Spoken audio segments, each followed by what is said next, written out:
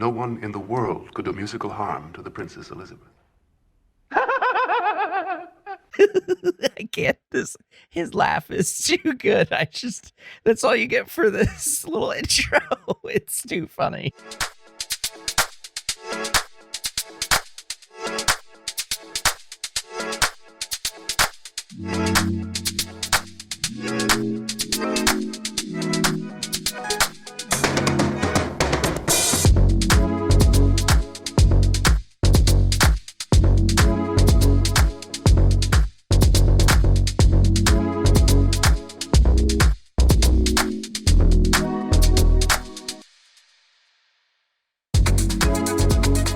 Hey, everybody, and welcome to the Cinema Psych podcast where psychology meets film.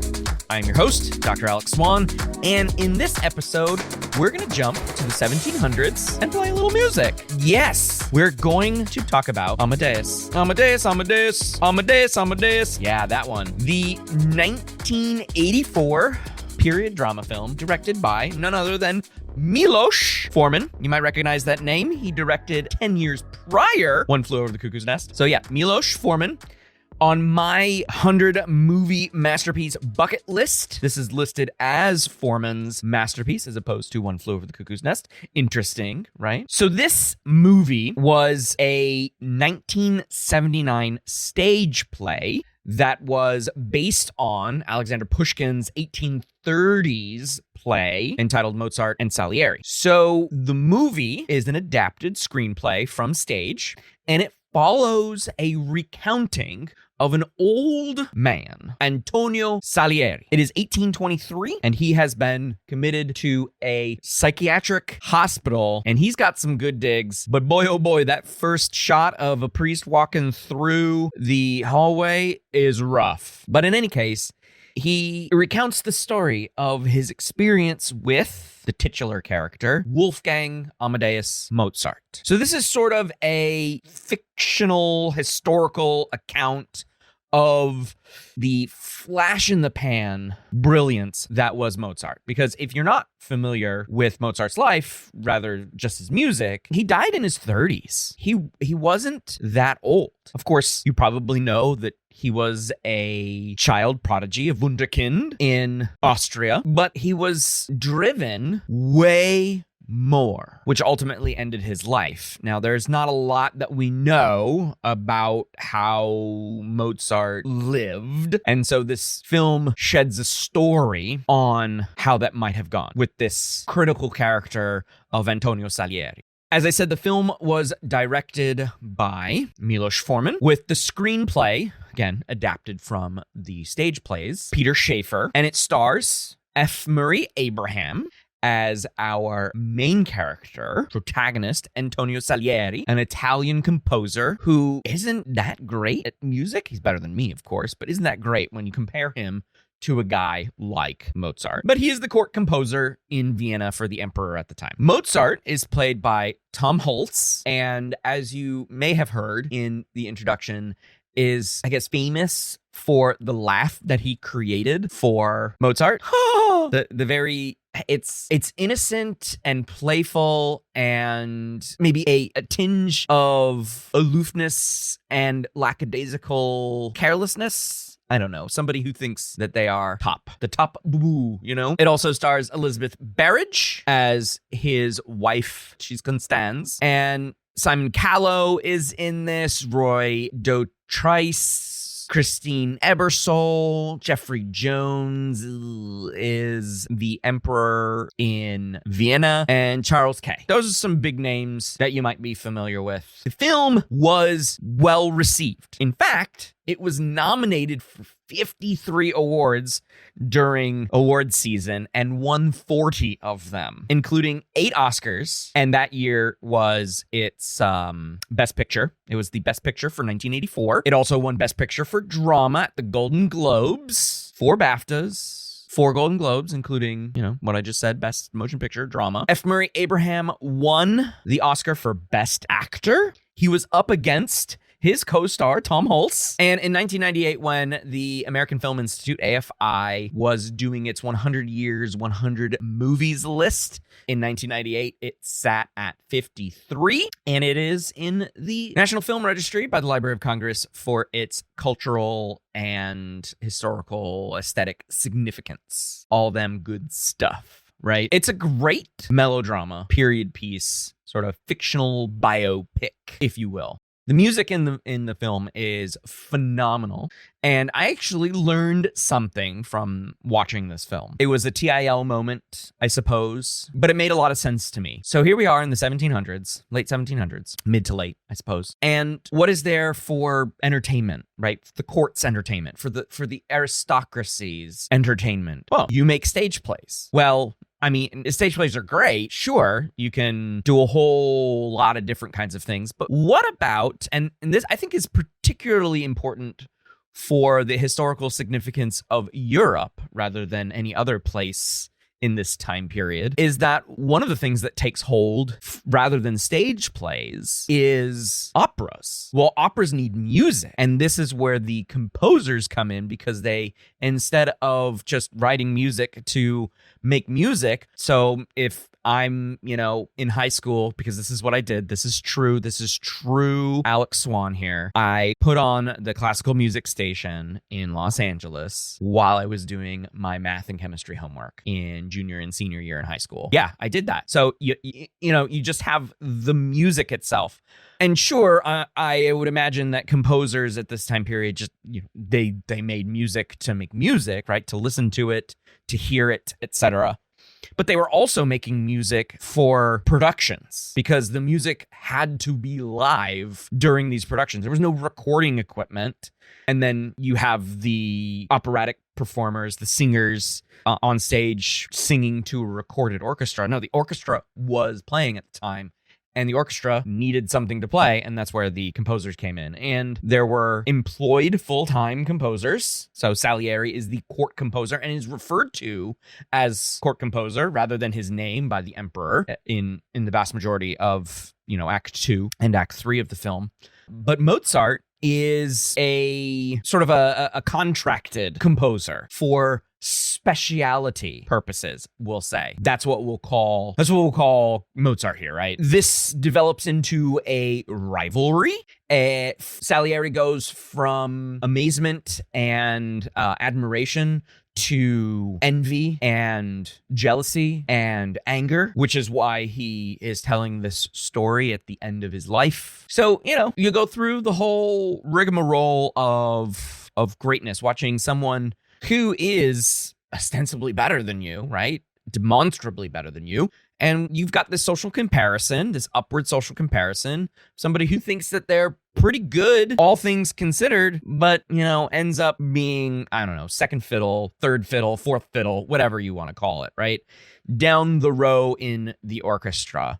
And so the film itself follows this, I want to say, 5 to 10 year period. It's hard to tell. They have the right date for Mozart's death, but I don't know when exactly we see Tom Hulce as. So we meet a young Mozart, but I don't know exactly how long that time period is between when we meet young Mozart, when Salieri meets him as we'll say teenager, to when he sees him as a young adult, played by Tom Hulce, and then to his death in his deathbed, which is true. He dies while he's trying to finish his last piece, Requiem, and he never finishes his Requiem. And in this movie, it's sort of Salieri is trying to help him finish, and it's just not working. And Connie comes in and locks away Requiem before Salieri can take it and finish it, and the rest is actual history. He never finishes Requiem. He's buried in a pauper's grave because he has so many debts. And yeah, the big idea from Amadeus is, what is the role of creativity and one's locus of motivation? Extrinsic, intrinsic, what do you think? So let's take a dive into some Eine kleine Nachtmusik, maybe? Yeah, buddy. My guest host today is Dr. Annie Ditta. Annie is an associate professor of teaching, award-winning instructor, and director of the Teach Teaching, Engagement, Active Learning, and Creative Thinking in Higher Education lab at UC Riverside. Annie's research focuses on understanding the cognitive underpinnings of creative thinking and student learning. The ultimate goals of her research are threefold. 1, to help students develop their critical and creative thinking skills. 2, increase motivation to learn. And C, to design better methods of instruction for large lecture courses at the university level. Annie, welcome to the show. Well, thank you so much, Alex. I'm super excited to be here on my very first podcast appearance. Very flattered to be invited to speak with you today. Absolutely, because you have been on my list for a long time, as I was telling you before we started recording. And there is a reason why you've been on my list for a long time. So I wanted to reach out to you last year, but you had a baby. And so I'm like, I'm gonna let her do her thing with the tiny human who relies 100% on her parents' life, right? So you've been on maternity leave for a while. For a little while. I had been on maternity leave for a while. Now you're back. So how are things going?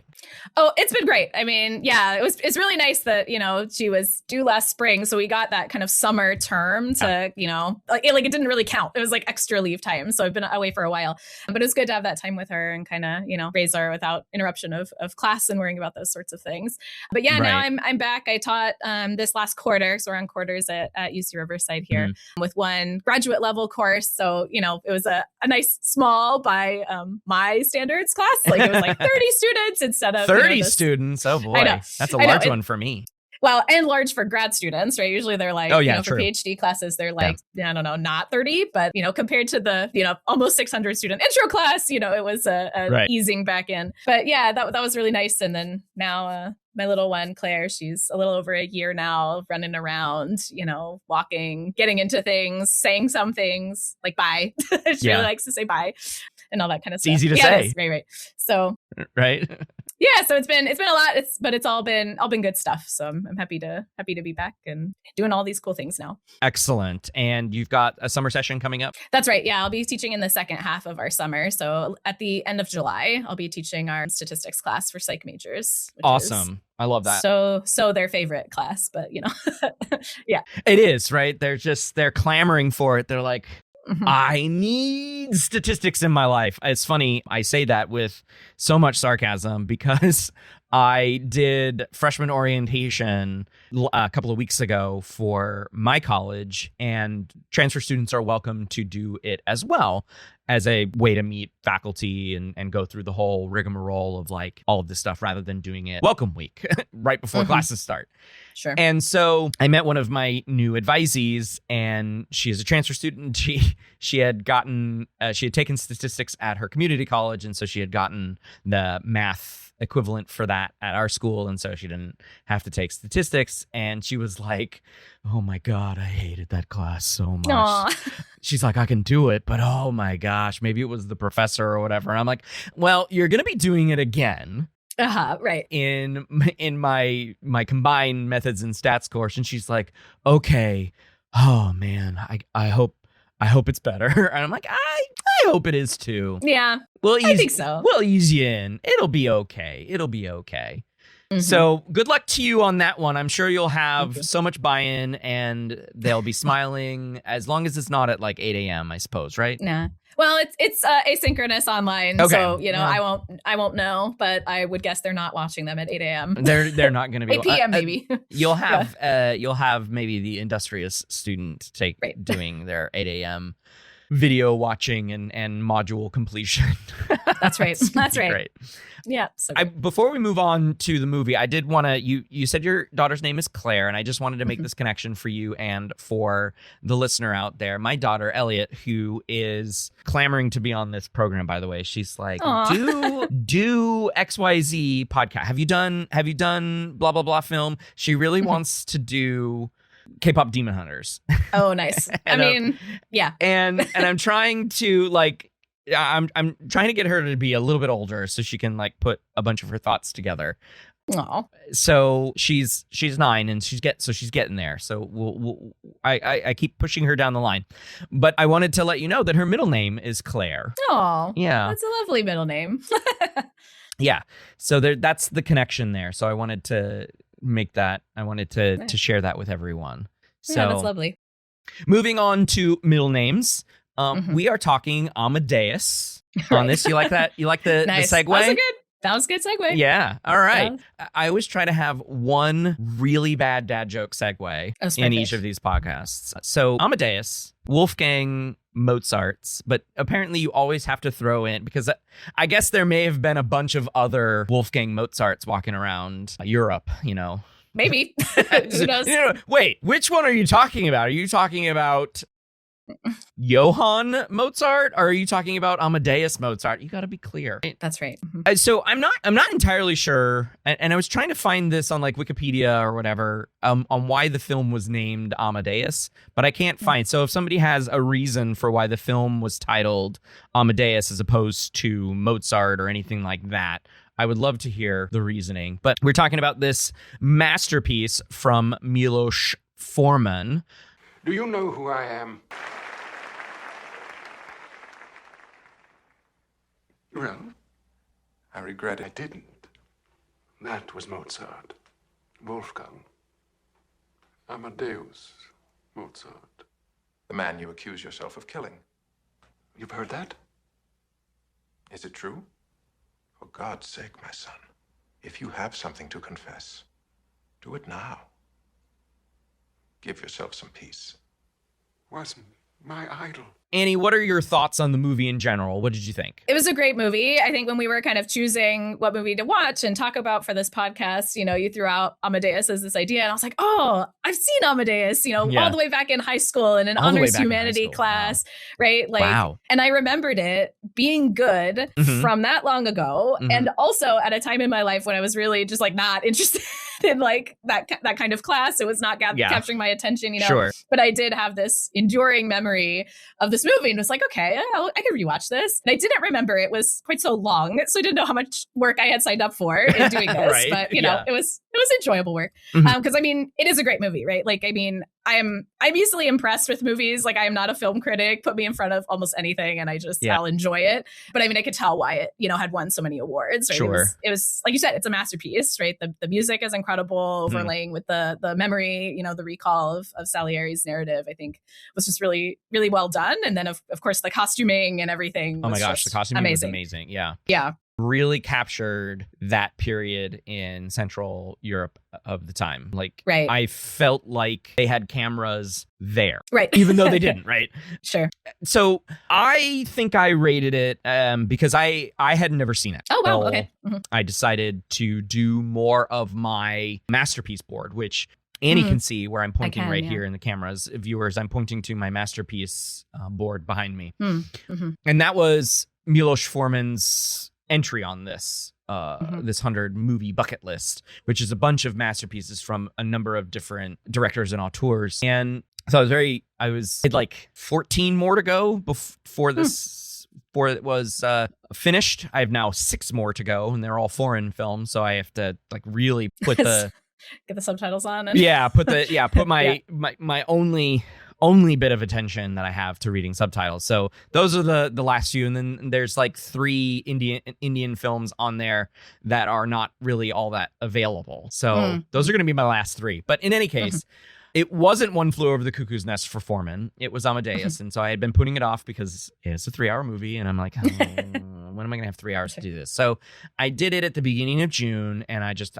put nose to the grindstone, and I did it. One of the things that I think I rated this a 3 out of 5 stars on Letterboxd. One of the things that bothers me about movies in general is pacing. I always focus on pacing. And that's what took the 2 stars off for me, was pacing. It lulls at various points, and it's just like, get on with it. Get on with the story, dang it. And I think part of that is the narrative structure they decided to take, or the screenplay decided to take, which is the story within the story. Old Salieri referring to his memory of his experiences in this time period with Mozart, etc. And so there's a lot of having to go back and forth, that kind of thing. Yeah. So other than that, like you said, the music was phenomenal. I said in the intro that as a high school student, one of the things that I did was I did my math and science homework to the classical music station. Oh, nice. Sure. So I was very familiar with a lot of the music. But one thing that I did learn from this movie was that, they were writing music for operas and for plays that had to be played live. And they were actually the conductors of their own music. It didn't even occur to me that this was the thing until seeing this movie. And I'm like, this makes a lot of sense. Right. Yeah, that's interesting you point that out, because I was also, even though I'd seen it before, I was also like, I don't know what quite the right word is, surprised that Mozart was conducting, right? Like that was kind of the introduction. Like Salieri too is like remembering conducting. I was like, oh yeah, of course. Like, why wouldn't they be conducting their own music? I don't know. That was just very strange. That it was strange to me. I don't know. It's very odd. Duh. Right. It feels like being, 40 years old and doing a Today I Learned and being like, oh, yeah, so they didn't have recording devices to just play the orchestral music during the play. Right. Obviously, if Mozart just finished writing a piece or a symphony or whatever, that he would be the one to conduct it in front of this group of musicians who had no idea. They're like, here's my music, learn it now. Oh, duh, right? Because, they were all good violinists, pianists, cellists, etc. And they're like, yeah, this new bit of music that I've never seen before. I'm going to play it live. Yeah. Quite intriguing, I suppose. Which brings me to my next question. So your background, as I mentioned in the introduction, is about creativity and cognition. And creativity is one of these things in, let's say, intro psychology that is briefly mentioned, and it's usually lumped together with intelligence, right?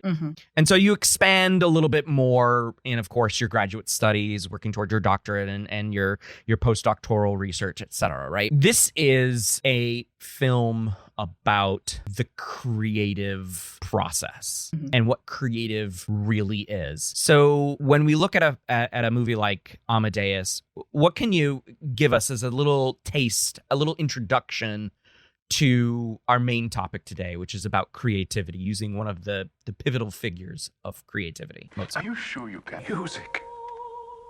Finished as no music is ever finished. Is it not good? It is miraculous. Oh, yes. He's very proud of his work.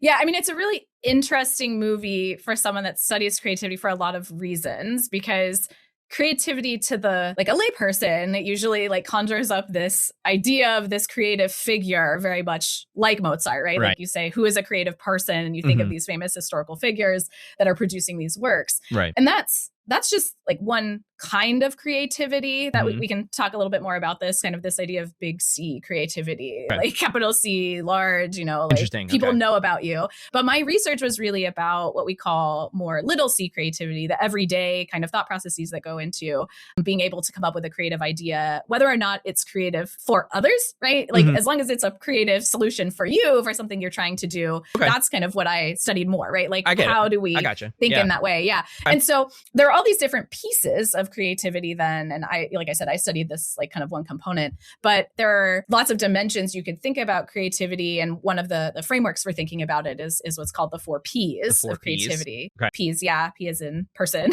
which is one of the first ones, right? Person. Okay. So the person, who that person is, what kind of traits do they have? How do they manifest, right? In this, creative way. The process of creativity, that's kind of more what I was talking about of what's the thought behind it? What, different cognitive abilities are contributing to being able to think of these ideas. Okay. But then there's also the product, right? The thing that is being produced, right? Because an idea is in your head, it is not recognized as creative or creativity until others evaluate it, right? In some way, even if that's just you evaluating it. And then kind of even going broader than just the product in that evaluation space is press, right? What does the kind of media think or the environment think? How does it receive that idea?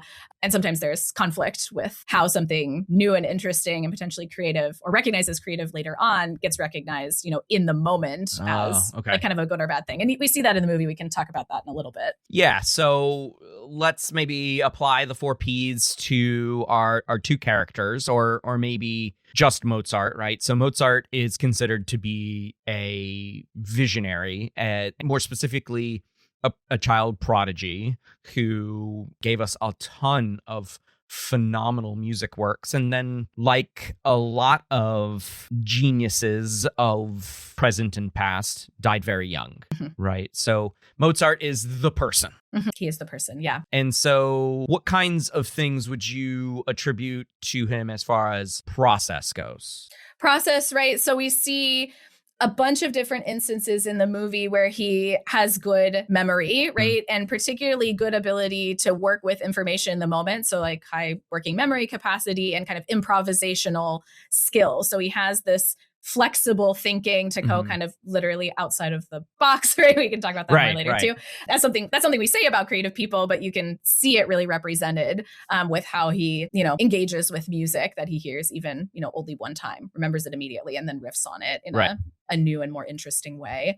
So yeah, he's got some of those kind of hallmarks of creative and flexible thinking there. Okay. And then the product, right? His symphonies, his operas, his concertos, etc. That's right. So he came up with lots of things, and they were, evaluated in different ways at different times, which is really interesting to me, because one of the things with studying creativity and studying anything in psychology in general, right, you have to operationalize your variable, right? Like, what does it mean? What does creativity mean? And so there are lots of different ways that creativity gets defined. But most often it comes down to 2 things: something that's novel and something that's useful, which is kind of a weird, more debated piece. I don't think anyone really pushes back against the novelty piece, but useful. It's like, well, what's the usefulness of like a piece of art, for example? And you could come up with many reasons why it is useful. But the reason I bring that up is because, for his products that he's creating, these operas, right? I think everyone agrees they're novel, right? Like they're saying, oh, I've never heard things like this before. Like this is so new and interesting. But then you see the pushback where some of the advisors in the movie are saying like, oh, but we don't do that, right? Like we have outlawed ballet, right? We don't do this. It's inappropriate, right? And so there's this pushing back, and kind of, to me, that was speaking to the, like his operas were not seen as like useful or effective or like fitting the schema or like the context within which he was supposed to be working. But of course, they have changed over time and been recognized as these incredibly, creative products. So yeah, especially after his death, right? Starting in the 1800s and onward. Yeah, absolutely. Especially when they started getting played more and more and more by symphonies around the world. Yeah, absolutely. And then the final piece, press, right? For Mozart, this was a bit fleeting in his moment, but then he dies. And I think the story in Amadeus ends essentially when he dies, and Salieri feels incredibly guilty and lives sort of the rest, maybe a few more decades after that, and is still very distraught by his actions. But afterward, Mozart is heralded, as you just mentioned, right? That's right. In the film, how is press as far as creativity portrayed? Yeah, I mean, he's mostly in that encouraging environment. Like, people want him to do this and innovate, right? But occasionally he comes up against these, perceived barriers. And I even kind of jotted down a quote from one point of the movie. It's being said to Mozart, right? One must accept the feedback of the public, right? You can't just like do whatever you want because it won't be popular, right? They won't like it. Right. And I think that is kind of a thing that's seen over history of with creative ideas sometimes, is that they're not kind of recognized or accepted in their time, but then after, the creative person's death, or whether or not it's early on in their life, right? They get kind of recognized and then boosted up as this, pinnacle of a creative idea. So. Okay. And then like a sort of contrasting point for press is Mozart's comments about Salieri's music, and how he is being in 2 or 3 separate instances sarcastically accepting of Salieri's music, sort of really using big flowery language to call it pedestrian and run of the mill, right? In not so many words, but it's to sound flattering, I guess. Right. Which is the politics of the court. Right. Like, absolutely. And sort of how that shapes Salieri's fall from admiration to envy to sort of this hatred as the film progresses, as far as the narrative is concerned. But I do want to stay with this creativity piece. So I think maybe one thing, the 4 Ps is pretty good, but is there a broader definition for the listening audience for creativity that you have in your back pocket? Yeah. So I think if I had to fall back on something, right, it's again, that kind of novelty plus usefulness, right? Novelty plus usefulness. Okay. Right. When at least that's how a creative idea gets defined and identified when we're talking about studying creativity, like research wise. How would you define something creative? Is this originality or novelty? And then does it kind of fit the prompt? Or like that's kind of how I think of usefulness or effectiveness. Because people, I think, like I was kind of mentioning, they balk at the idea of like effective. What does effective or useful really mean? Right. But fitting the prompt or fitting the context, I think, is a bit less debated. That you could say you have to go outside of the box to be creative in the first place, right? But I think it at least makes more sense. So yeah, that's what I tend to fall back on, right? There has to be this novelty piece there, but also it needs to kind of make sense in a way. Okay. Yeah, that makes a lot of sense. And we can use the part of the movie where Mozart is contracted by the emperor to create a new opera, and Mozart wants to do something different. So different here would be the creative aspect. Would you agree with that statement? I think that's right. Yeah. Different, something that the folks, the aristocracy in Vienna had never experienced, right? And so we get this interplay of, as you said, the politics of the court. So Mozart wants to do something different. He wants to have dancing, the ballet. He wants to increase the amount of music, so to speak. That's right. In one way, it's referred to as too many notes. Well, Herr Mozart, a good effort. Oh, well, decidedly that. An excellent effort. You have shown us something. Which view did you have in mind, Majesty? There are Right. too many musical notes. So as opposed to like written down notes, too many musical notes. But in this sort of politics of the court, Salieri speaks up for him and says, "Yeah, go ahead and do it." Maybe the ulterior motive is to have him crash and burn. We don't know. You can kind of, based on when it takes place in the interactions between the two, maybe he's hoping for a little bit of a embarrassing moment for Mozart, but it turns out to be phenomenal on its debut, right? And so how does that fit in with this idea of creativity? Right. I think you're pushing on exactly, like, I think you explained it really well in your summary, right? It's like, let's go for this super new thing, give it a try and see how well it's received. And Salieri has this kind of, ulterior motive, but because he's thinking it's not going to be effective or useful, it's not going to fit within the box, right? There are all these ways in which it's different. And when I say it, I mean pretty much like all of the operas that Mozart created throughout the movie, right? There was the harem one at the beginning that they thought would be too inappropriate or crude, right? It won't kind of fit the schema of highfalutin opera, I guess, right? And it's interesting that when he debuts these, pieces, people comment on the newness, right? They think it's really attention grabbing, even though they do have these critiques, right? The too many notes. You're not like he's going too far outside of the box, and he shouldn't do that. He should pull back and like make these changes. And yet it is received so well, right, that it, they persist over time. So I think there is that element of breaking outside the box that like people push against at first, but sometimes can be accepted. Okay. And you mentioned in your 4 Ps introduction that we can talk about the kinds of qualities that creative people seem to have, right? So as cognitive scientists, we can say that a lot of cognitive processes exist on continua in our minds, right? So some people have more of X than other people do, right? And so most people have some average amount, however you define it, as you said, operationalize that variable. Since we can't peer directly into the mind, we have to make these behavioral operationalizations, these definitions that we can measure. Most people have some middle amount of it, and then there are a handful that have less than that, and then there are a handful that have more than that. You mentioned the musical memory. One of my favorite scenes in this whole movie is Salieri makes this lovely introduction piece for Mozart's arrival at court. And there's this scene where the emperor's like, I want to play it. And so, of course, Salieri's writing this piece to be approachable by this emperor and to not make him look like a fool, right? To embarrass the emperor, that would be bad as the court composer. So he makes this piece and he's like, okay, here, do it. And so the emperor plays it, right, as before Mozart comes in. And he's like, okay, I got it down. All right, great. Mozart comes in, he plays it for him. And Mozart says, okay, that's interesting, and sort of makes a snide comment about its ease. And the emperor picks up on that and says, all right, well, give it a go on this one listen, right? You've listened to it once, you can play it. And so Mozart sits down and plays it exactly, but then adds a little flourish at the end, his own flourish, right? His own machinations.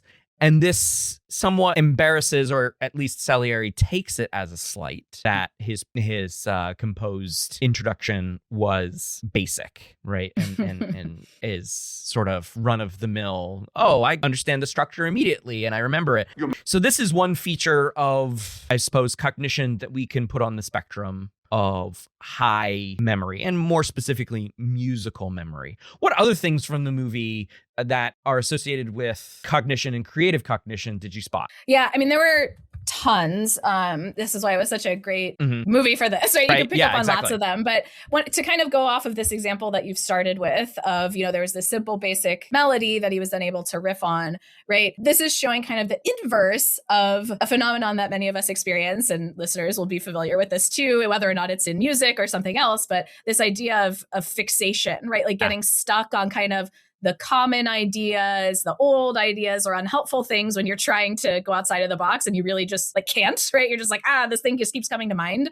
That's a problem for creative thinking that a lot of us struggle with. And Mozart, in this case, is clearly not. He's just like, here it is, and now I shall add to it, right? I have this flexible, as in Mozart, right? I have this flexible thinking that I can just, I am not. Mozart, I am not, I should say. I was in orchestra for many, many years and, was in the second violin section, which is, it's good, but it's not great.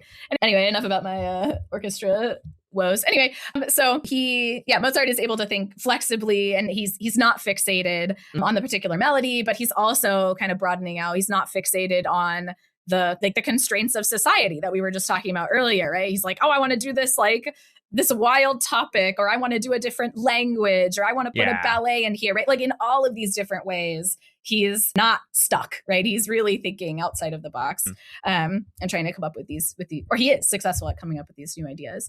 So that's one of those things that I noticed. This idea of, not flexible thinking, but this idea of remote associations, making connections with things that other people would not see, right? This ability to kind of bring in disparate ideas into something, again, that is novel, right? Because people haven't seen the connections that have been made before. He shows that in many ways throughout the movie. Yeah, some people refer to it as divergent thinking. Some people refer to it as lateral thinking outside of the box, literally thinking outside of the box if you've cut a box. Some famous examples of this that I always talk about in my class is, and this sort of bridges with fixation as well, is the candle problem from Dunker, right? Where the problem is providing a box of matches or a box of thumbtacks. Depends on who you're talking to on which version. There is a box of something, right? You've got some candles, you've got some thumbtacks, right? So it's either a box of matches or a box of thumbtacks. And the problem is, take one of these candles and with only the materials that you see here, affix it to the wall, light it. And when you present the box of thumbtacks or matches, some people fail to see that they can use the tray of the box as a table for the candle. So you don't have to worry about trying to figure out how to fix lit candle to a wall to light the wall on fire and everything like that. So you create a little pedestal basically on the wall. So I'm very curious about whether or not that is the origin of think outside the box, but I always say it as such, sort of my anachronistic, that's where they got it from, But this idea of divergent and lateral thinking is coming up with a solution to a problem that uses items in, just for a lack of a better word, creative way than had previously been thought of, right? And that's, I guess, it's where you get the novel. I guess the novel way. We use this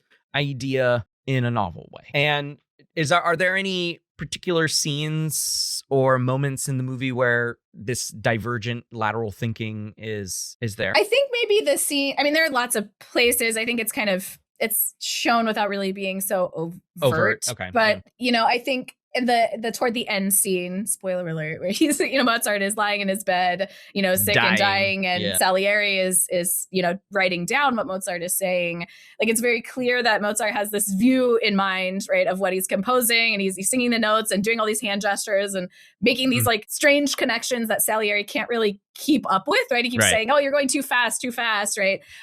Because he's not able to make those links and those connections that Mozart is making, at least to me in the way it was portrayed, it seemed like kind of on the fly. Like he had it already envisioned and was trying to, communicate it to Salieri. So I think that might have been a good example of one way in which he's making these kind of remote connections, right? That remote or divergent idea was illustrated there. Yeah, I like that. And I think it also illustrates a connective tissue here too, which is what I teach as insight problem solving, but in our notes here that you wrote as just sort of creative problem solving involves a restructure of the problem. So that scene at the end of the movie is illustrating, spoiler alert, he dies. What? Mozart died? He's envisioning this music in his head because he has no strength at all to be anywhere else but his bed. And so he is finding ways to envision this music, and he's sort of coming to insight moment to moment to moment to moment. And the way that I teach insight problem solving is like literally you're cold to the solution, cold, and then hot because you got it. It's like instant, right? It's the name of my college is Eureka. That's right. And our motto, slogan, or whatever, however you want to call it, for the longest time, I think we're moving away from it, but for the longest time has been the moment of discovery, right? Which is Eureka, and it's the Greek word that supposedly Archimedes shouted, running through the streets of whatever, Pamplona. No, not Pamplona. What am I talking about? This is Sicily, I think, somewhere in there. He's running down the streets naked. Because he had just figured out displacement, because getting in the bathtub. Yeah. Whether that is anachronistic or not, I still love the story. Yeah, I tell it too. Right. Running through the streets naked, right? Yeah, that's right. Or apocryphal, not anachronistic. Apocryphal is what I mean. So insight is this moment of discovery, if I may. Is Mozart just outside looking in? From your expertise here, is Mozart engaging in music making in this way, and Salieri maybe doing it and writing music in another way? That's an interesting question. Let me start answering that by talking about this like eureka or this aha moment, as it's sometimes called in the literature, like literally the aha moment. It's like sounds very like silly, but that's the technical term. Like that is a finding, that is an effect in the creativity research. And I think it is portrayed in the movie in several places, not as much on his deathbed as in other parts of the movie, I think, where some moment happens and then this big creative output occurs, right? So like when his father dies, Mozart's father dies, and then all of a sudden he has this like dark, mysterious, deep voiced figure in his opera, and Salieri's like, oh, of course, this was the moment that, Mozart used to create this character, and I went to the opera all 5 times or whatever, right? So like there is this portrayal of the eureka moment or the aha moment happening. So rose the dreadful ghost from his next and black. So much shows Salieri's creative process in the movie, really. It's just like, oh, I have made this thing. It's true. And then it's kind of mocked afterward. I guess you could make an argument that he's using more formulaic approaches, right? He's maybe more fixated on these traditional ways of making music that would be accepted by the public. But this leads me to an interesting kind of related piece here that ties into my research nicely, which is that the movie really juxtaposes, right, Mozart and Salieri, of course, as a narrative device, artist. But to me, Salieri is also creative, just not on the kind of big C, like popular press. I mean, they do accept his music and stuff, but he wasn't recognized afterward in the same way. Yeah. But he's using all of the same or similar cognitive processes to create the music that he's creating. It just doesn't have quite the same reception as Mozart does. Like his stuff isn't as surprising or novel or different, and so it's not standing out in that way. But he's still using stuff he has in his memory to create music, and he's, you know, flexibly thinking and making new melodies, even though they're not, like, they don't feel as novel. It's still made it up, right? It's a new thing. So I did want to give Salieri like a little shout out. Like he's still thinking creatively. He just doesn't get the ultimate recognition that Mozart does. I think it's because he's not very likable. Also that, right? I mean, in a way, Mozart's not either, though. Like, he is by his, he's not. Like, you know, some his people fans, some people I think get away with it. Yes, right? I think that's right. Which brings me to this last point of creativity that I wanted to explore before we sort of morph into the role of expertise here. You raise a point about mental illness and creativity. I have found this like a foam board poster. It was like in my office suite. So in my office suite, it used to be all of the psychologists, the older psychologists that, you know, are no longer on at the campus, right? The reshaping of the faculty and everything like that. So there's this poster board, and it was hiding on top of this big tall cabinet, and it has a bunch of famous people's names on it.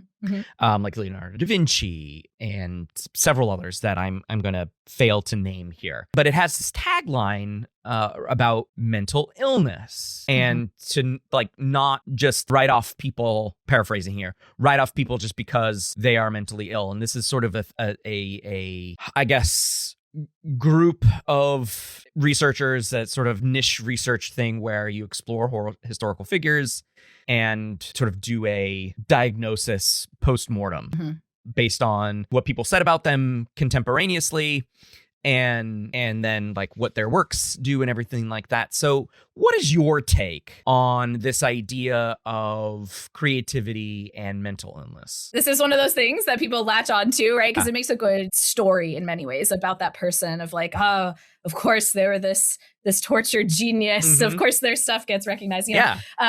So like this story is out there in the public, but it's research wise, and I should say this is not my particular area of research with creativity, but I have read about it a bit, right? Is that the story is much more complicated and kind of really depends on the manifestation of that mental illness, like the diagnosis, but then also the manifestation, right? So there are some mental illnesses, like bipolar is one of them, where, you know, there are manic periods that are characterized by, you know, high energy, being totally uninhibited and just like going for things, you know, getting stuff done, being really highly productive, that could be associated with, you know, creating lots of stuff that is very new and different, right? But at lower points of like more depression, you know, time periods, or just major depressive disorder, right? Like that is characterized by not being, you know, those things, right? Like lowered productivity, you know, and anhedonia and these kinds of things. So, you know, it sort of depends on the mental illness from my read of the literature, whether or not it will be associated with more creative output, I should say. But there is an interesting study, if we're talking about, you know, like substance use, as like, obviously that can be taken to an extreme and be you know, problematic for people's lives, right? But substance use has also been shown to be associated with creative thinking, even in folks that do not have a diagnosis, like it's not to an extreme. And so one of the things that I like to talk about, one of the studies I like to talk about when I teach creativity is this, you know, study of drinking low amounts of alcohol in a research lab, tightly controlled. So, you know, really, you know, they got IRB approval to do this, to make their participants drunk. They're all 18-year-old, sorry, not 18, 21. They're all above the limit, right? And they give them just enough, you know, alcohol to be a little bit uninhibited. And then they give them a classic creativity task that measures that flexible thinking we were talking about. And people that were a little bit buzzed actually did better on that creative thinking task than others did. So than the sober people did in that study. So there is some relationship there with, like, you know, indulging in substances that might reduce these inhibitions and promote flexible thinking. But if it's, again, taken to that extreme, right, you're not going to have such a positive outcome. So it's a complicated sort of story there. Right. And interestingly, the amount of alcohol that was drunk by some people could lead to tuberculosis, which is why it used to be called consumption. Yeah. Interesting. Now, I didn't look at Mozart. I don't even. Do they have a no? I cause looked it of up. death? It's a mystery. Yeah. Actually, it's like a big question mark. And that's why, the movie, well, I don't know if this is why the movie was made, but, there's this mystery around his death where people thought Salieri might have killed him in his jealous, rage or whatever. Yeah. Envious rage, but that's been, to my understanding, largely debunked. And I think the prevailing theory was that he got an infection that ran rampant and I think attacked his kidneys because he was like swelling up and things, or so the reports say. So it was researchers have suggested more than 100 causes of death. To my next segment here, and that is on like intelligence and expertise. So at the start of our discussion, we identified Mozart as a child prodigy. And he was marketed as so by his father in Salzburg. And his father wanted him to return to Salzburg. And he's like, no, I want to stay in Vienna, damn it. Mm-hmm. And be cool with the emperor, not some duke or whatever he was in Salzburg, right? And so the sort of mixing of ideas, expertise, child prodigies, have some spark of greatness in their childhood, right? Which requires a high level of intelligence, not only to exist in the child, but to be cultivated by that child's caretakers. And so he gets a lot of practice that Salieri doesn't. Salieri doesn't become a musician until he's like an older teenager or a young adult, because it's something that he wanted to do that his father didn't want him to do. So Mozart gets a head start on him. Mm-hmm. And so this idea of expertise is that it takes the internal components to be there, right? High intelligence. Well, what is intelligence? We can talk about that here in just a second. But it also takes a lot of practice, a lot of immersion, right? And a supportive environment. Do you feel that there's a difference between the two characters in these latter three pieces? In the environment and the practice. Yeah, I mean, I think you set it up really nicely, right? Like Mozart has the supportive, if the kind of strict and has his own ideas about how things should go, father figure, but he's still providing the environment in which Mozart is able to practice and cultivate his skill, which, to get to that level of performance, right? Some people say you need 10,000 hours of practice, right? As this immense amount of expertise you're kind of alluding to. That's a lot of time. It's a lot, right? Yeah. And it was originally characterized as like 10 years with something. Right. But, how in depth are you going in that 10 years? So that's when it was changed to this like 10,000 hours idea. Yeah. So, I mean, certainly we see that illustrated in their upbringing, right? It's contrasted pretty obviously, right? Salieri even laments, that I couldn't do these things because my father, wouldn't let me, didn't value this, but God intervened and, my dad died. Then I could pursue my passion. Yeah. Yeah. He made a deal with God. So everything is thought about from this externalized locus, right? Divine intervention is required for everything. And I think that's where his envy begins to set in with Mozart. At first, he's like, wow, God created such a creature that is amazing in all of these ways. I'm awed by his immense presence and his ability, but he is not the best at everything. Mm-hmm. Certainly not. And so we get this contrast of intelligence. So Sternberg came up with the triarchic theory that there are three kinds of intelligences: analytic, social, and creative. I think we've established that Mozart and Salieri have differing levels of creative intelligence. I would imagine that you would say that Mozart was probably a little bit higher than Salieri on that. But when you look at analytic and social, Mozart doesn't really have good social intelligence. He doesn't, and I think it's because he had to do this as a child. And so he didn't get, most children were getting as far as development within the society. He was constantly breaking norms. Right. And being told, how special and awesome he is, right? Like that, all his ideas are amazing and he's this genius. Probably doesn't help with understanding how to be more subtle in social situations, right? Yeah, and his laugh gets him into. Thank you for doing it. You're welcome. Gets him into trouble quite as well, because it's automatic for him when he finds something silly in the social setting, he'll just let it out. And everyone else is like, "Are you laughing, dude? Whoa." You're going to get yourself in trouble with that laugh. And then he has to constantly backtrack on the laugh. Right. Which is, I think it's a really interesting way to portray that, you know, the lack of inhibition too, right? It's not just in musical thinking, it's in other areas of his life where he's not able to act in the way that people in the court all act, right? He's this really weird outlier person who, he's just different and can't quite put a lid on it. He is very childish, right? Again, that lack of I guess learning how to be socially. He's quite impish as well, dancing and being surrounded by sycophants as well, which allows him to be cutting when he wants to be, right? Especially with the moments of Salieri, since he's our protagonist. We're watching the story from his perspective, right? He gets these cutting, really crude comments in about Salieri's writing, about his... But it's funny because even though we're seeing this side of Mozart being mean and crude, Salieri does put in, maybe this is his bit as an unreliable narrator, he does put in these notes of Mozart's admiration for Salieri and says, you know, a few comments here and there where he's like, are you sure? Can you put in a good word for me? What do you think of this piece, etc., right? To me, to sort of contrast with the mental illness and creativity, to me, it looks more like autism spectrum. And it's possible that Mozart was autistic. I think there is some speculation out there regarding that. Not to say that, of course, just like all geniuses were mentally ill, not to say that all geniuses were also autistic, right? That's not what I'm trying to say here. But some of the things that fit with our current understanding of autism fit with our understanding of Mozart, and a little bit about how Tom Hulce played Mozart. Again, this is a story from Salieri's point of view, right? And so it's essentially misinterpreted. But it seems like, just looking at the face of it, that it's less mental illness, more neurodivergent development to me.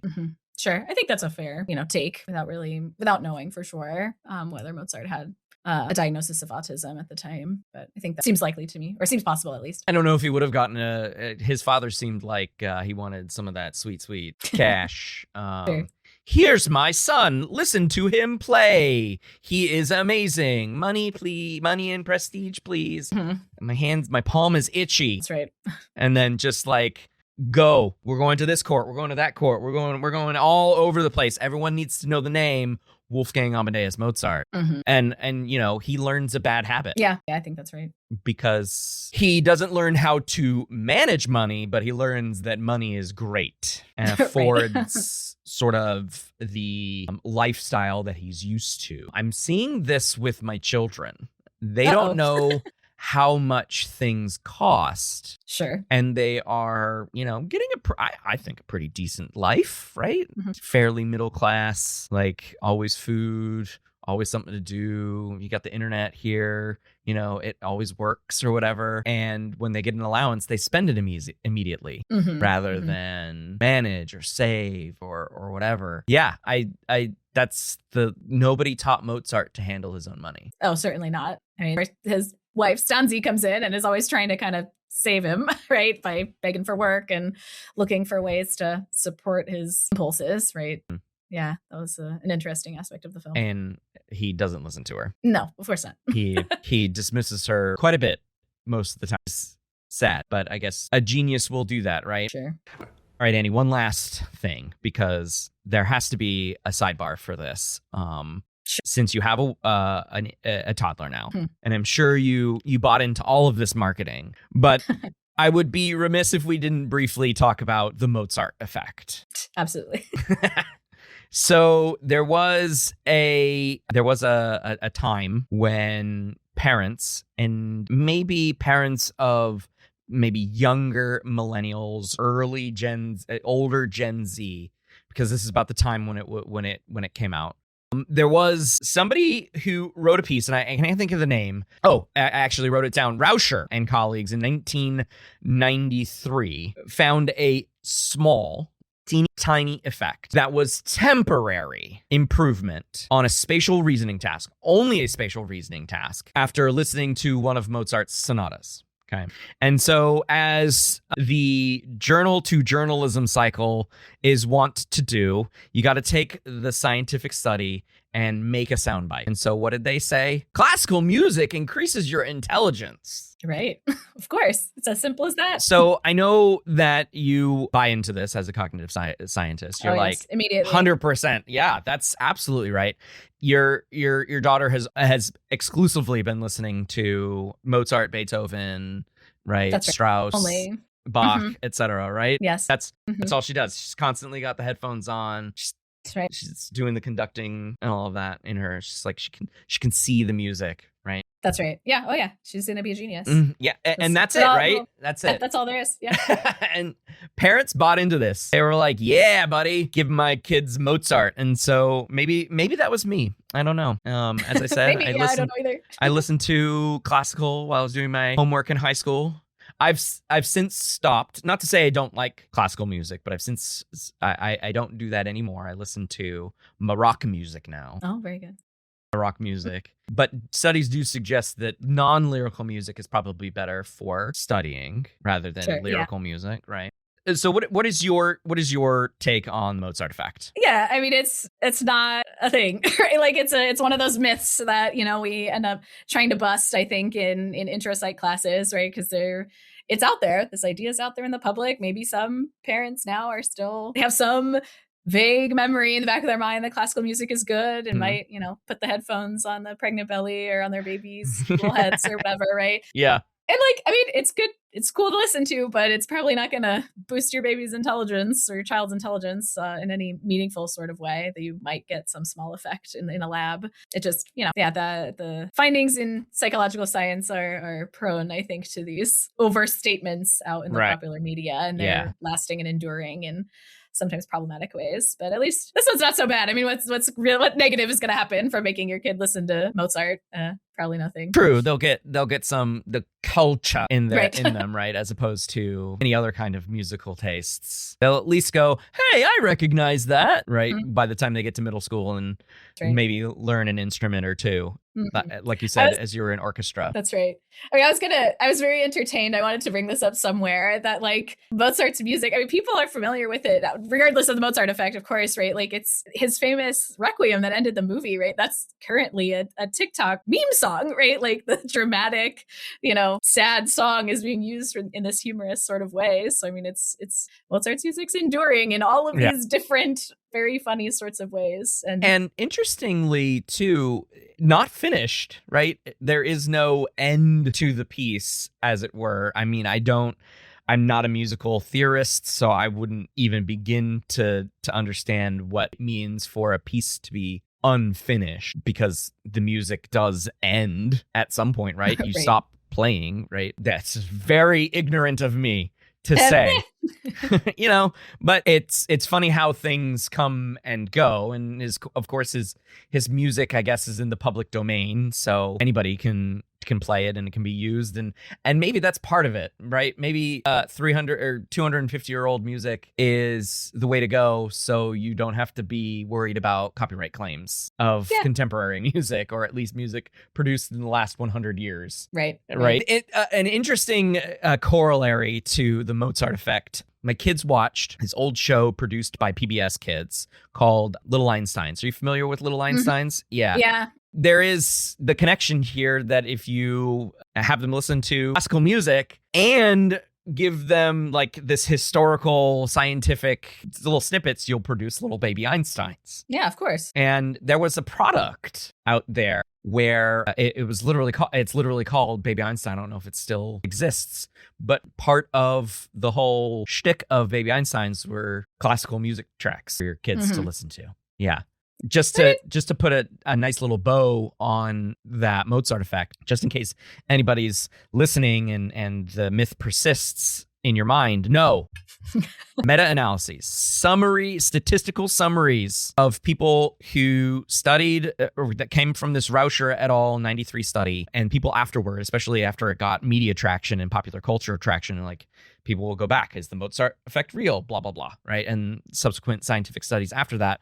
Meta-analysis combined all of these statistical findings, and they show no lasting IQ increase. It's interesting. I just had a conversation on the previous episode of this where the movie is about Gattaca. Yeah. IQ doesn't really increase, but there can be ways in which it can be decreased. And most of those come from environmental factors, right? So there really isn't a way to increase intelligence. There are several ways to decrease it, right? So the effects, especially from Rauscher's study, is probably due to arousal and mood. So if you like Mozart's music, if you like classical music, and it arouses you because you like it, then you might be able to perform tasks with a little bit more clarity, with a little bit more speed, with a little bit more ease, right? Sure. And that when you compare those effects of classical music to other types of music, there is no difference. It's what you enjoy. Right? It's what you enjoy, rather than any specific genre of music. That makes sense. I would imagine, though, the effect does disappear if you have to listen to music that you despise. Any kind of music you despise, Annie? Ooh, despise? That you can't stand listening to? You go and then I'll go. No, I don't know. Screamo. Like, I just don't really get it. Like, I don't despise it. I just don't gravitate toward it, you know? Okay. All right. That's fair. Hey, that's fair. Yeah.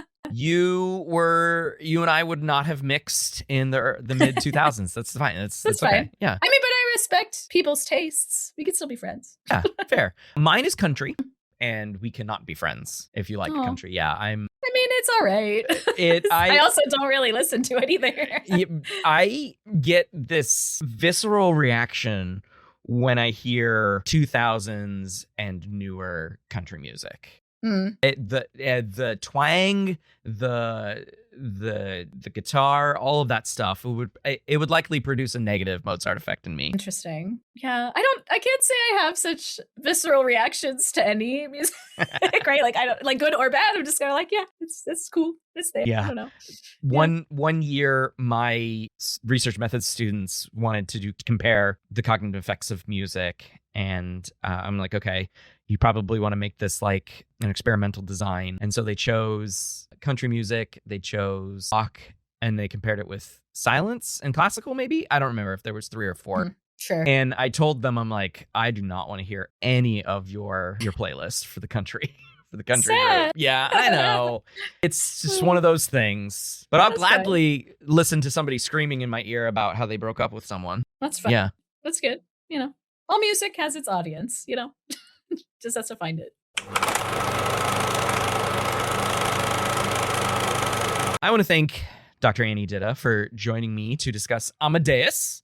Before we say goodbye, Annie, is there anything that you'd like to plug where folks can find out more about your work? Yeah, sure. So one exciting thing that I've been working on for about the past year is that I'm actually, speaking of intro psych, going to be a named author on the newest edition of Interactive Psychology, People in Perspective, nice. From Norton.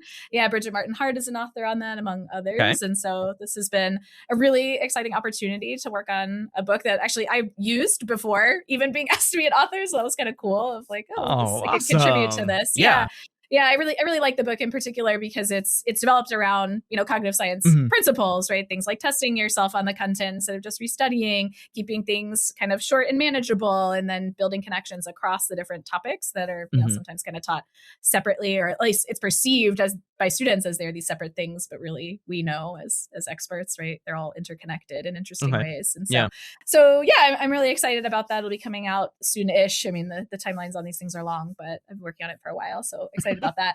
And then it's actually sort of a joke in my lab that I don't have a lab website where people can like find out about me. I don't know. People just find out about me anyway. Yeah. And I just never bothered to make it because people find me anyway. But if you ever want to like chat or anything, you can just Google my name. It comes up at UCR and my email will pop up. I'm happy to chat with anyone anytime. Maybe one day I'll make a website, but you know, it's for now, it's one of those eventual projects. Fair enough.